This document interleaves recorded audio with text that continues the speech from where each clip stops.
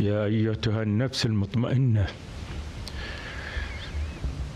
ارجعي إلى ربك راضية مرضية فادخلي في عبادي فادخلي جنتي. صدق الله العظيم.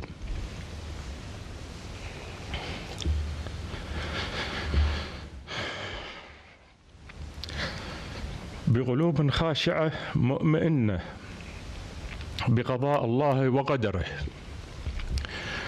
وببالغ الحزن والأسى، وبقلوب يعتصرها الألم، ينعي مجلس الوزراء والدنا الغالي وقائد مسيرتنا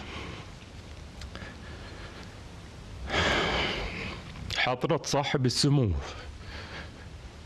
أمير البلاد